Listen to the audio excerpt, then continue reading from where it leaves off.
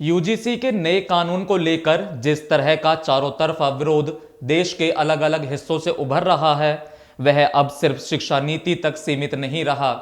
यह असंतोष प्रशासनिक गलियारों, सिविल सेवा, किसान संगठनों, धार्मिक सांस्कृतिक नेतृत्व और सामाजिक विमर्श तक फैल चुका है।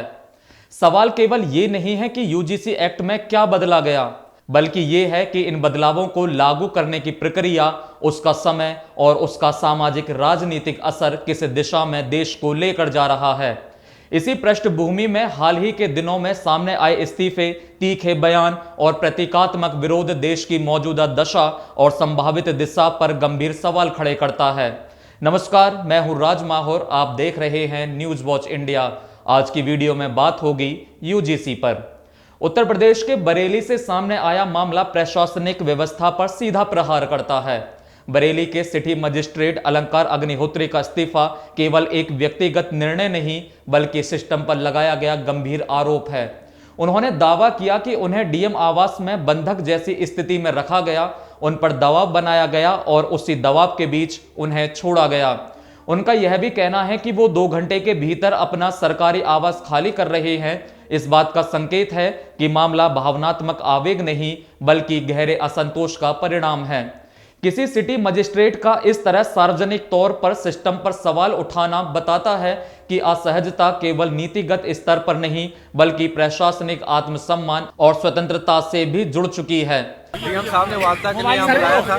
सर एक बार फिर से बता दीजिए, एक बार फिर से सर क्या हुआ? महोदय बरेली ने वार्ता के लिए बुलाया था। करीब 45 मिनट तक मैं बंधक था। फिर मैंने तुरंत ही दीपक पांडे जी सचिव साथ में थे, उनको कॉल किया कि मुझे बंधक बना के रखा हुआ है, मुझे बंधक बना के रखा हुआ। जब मैंने इनको कॉल कर दिया और डीएम साहब को और कप्तान साहब को बता दिया, तब तुरंत आनंद पानंद में डिसीजन लिया गया कि उनको छोड़ दिया जाए।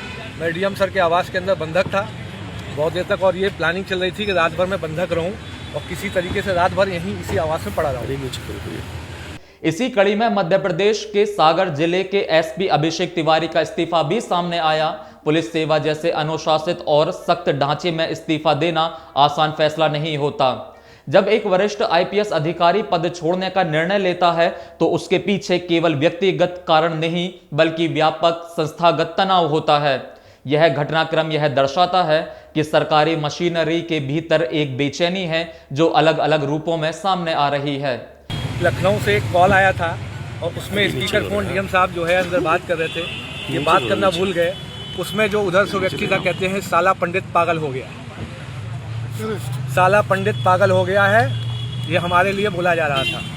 अब आप देख लीजिए, लखनऊ से जो कॉल आया था, पूछिए इस समय ये किससे डीएम साहब जो है वार्ता कर रहे हैं, जिसको कि हमारे लिए बोला जा रहा है कि साला पंडित पागल हो गया। उत्तर प्रदेश सरकार अब क्या करेंगे? अब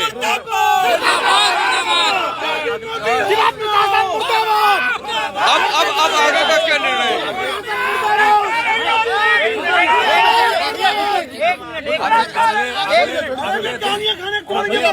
2 घंटे के अंदर मुझे आवाज खाली करना है, क्योंकि ये जो है मुझे बंधक बनाने के प्रयास में है। तो मैं 2 घंटे के अंदर सभी लोग लग के, मेरे साथी लोग जो हैं, आवाज खाली कराएं। ठीक है, तुरंत आवाज। चलिए। सवाल यह है कि क्या यह केवल संयोग है कि अलग अलग राज्यों में अलग अलग सेवाओं के अधिकारी एक ही समय में असंतोष जता रहे हैं, या फिर यह किसी बड़े असंतुलन का संकेत है? यूजीसी एक्ट को लेकर किसान नेता राकेश टिकैत का बयान इस बहस को जन आंदोलन के स्तर पर ले जाता है। टिकैत ने कहा कि सरकार देश को जाति, धर्म और मुकदमों में बांटना चाहती है।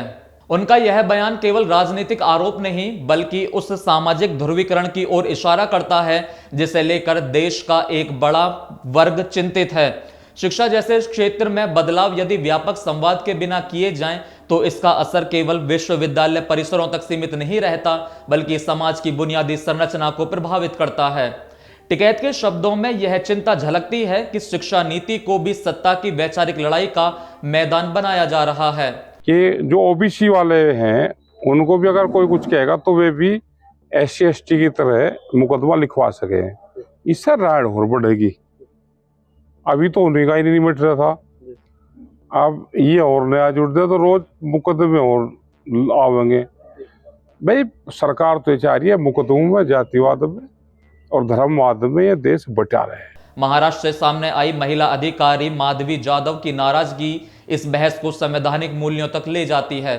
संविधान के निर्माता का उल्लेख न किए जाने पर उनकी आपत्ति केवल औपचारिक नहीं है, यह उस सोच के खिलाफ असहमति है जिसमें संवैधानिक परंपराओं और ऐतिहासिक संदर्भों को नजरअंदाज किया जा रहा है। एक अधिकारी का इस तरह खुलकर असंतोष जताना बताता है कि मामला सिर्फ कानून का नहीं बल्कि संवैधानिक चेतना और संस्थागत सम्मान का भी है। जब नौकरशाही के भीतर यह भावना पनपने लगे कि संविधान की आत्मा को दरकिनार किया जा रहा है तो वह लोकतंत्र के लिए गंभीर संकेत होता है। धार्मिक सांस्कृतिक जगत से शंकराचार्य अविमुक्तेश्वरानंद सरस्वती की नाराजगी भी इसी क्रम में जुड़ती है। अविमुक्तेश्वरानंद सरस्वती पहले भी कई मौकों पर शिक्षा, संस्कृति और धर्म से जुड़े मुद्दों पर सरकार की नीतियों पर सवाल उठाते रहे हैं। उनकी असहमति यह दर्शाती है कि यूजीसी एक्ट को केवल प्रशासनिक सुधार के रूप में नहीं देखा जा रहा बल्कि इसे सांस्कृतिक और वैचारिक हस्तक्षेप के तौर पर भी समझा जा रहा है। जब धार्मिक नेतृत्व यह महसूस करे कि परंपरागत शिक्षा ढांचा और भारतीय ज्ञान परंपरा को बिना व्यापक विमर्श के बदला जा रहा है तो असंतोष का स्वर और तेज हो जाता है। इन सभी घटनाओं को जोड़कर देखें तो तस्वीर बिखरी हुई नहीं बल्कि आपस में जुड़ी हुई नजर आती है। एक तरफ शिक्षा नीति में बड़े बदलाव, दूसरी तरफ प्रशासनिक अधिकारियों के इस्तीफे, किसान नेता का सामाजिक विभाजन पर आरोप, महिला अधिकारी की संवैधानिक चिंता और धार्मिक नेतृत्व की नाराजगी, ये सब संकेत देते हैं कि देश एक ऐसे मोड़ पर खड़ा है जहां नीतियों और उसके असर के बीच की दूरी बढ़ती जा रही है। सवाल ये नहीं है कि सुधार जरूरी है या नहीं, सवाल ये है कि सुधार किस प्रक्रिया से, किस संवाद के साथ और किस संवेदनशीलता के साथ किए जा रहे हैं। देश की दिशा क्या होगी यह इस बात पर निर्भर करेगा कि सत्ता असहमति को कैसे देखती है। यदि हर विरोध को केवल राजनीतिक या वैचारिक दुश्मनी मानकर खारिज किया जाएगा तो लोकतांत्रिक संवाद कमजोर होगा, लेकिन यदि इन इस्तीफों और बयानों को चेतावनी के रूप में लिया जाएगा तो शायद नीतियों की समीक्षा और संवाद का रास्ता खुले। देश की दिशा तब बेहतर होगी जब शिक्षा, प्रशासन और समाज तीनों के बीच भरोसे का रिश्ता मजबूत होगा। यूजीसी एक्ट को लेकर उठा चारों तरफा विरोध दरअसल एक बड़े सवाल की ओर इशारा करता है। क्या भारत का लोकतंत्र असहमति को समाहित करने की अपनी क्षमता बनाए रख पाएगा या वह टकराव और ध्रुवीकरण के रास्ते पर आगे बढ़ेगा? इसका जवाब आने वाले समय में सरकार की प्रतिक्रिया, संवाद की इच्छा और संस्थागत सम्मान से तय होगा।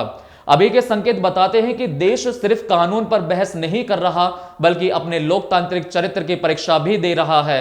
आपका इस खबर को लेकर क्या कहना है? अपनी बात कमेंट बॉक्स में जरूर रखिए और अगर आपको वीडियो पसंद आया हो तो ज्यादा से ज्यादा शेयर करिए और चैनल को सब्सक्राइब करना ना भूलें।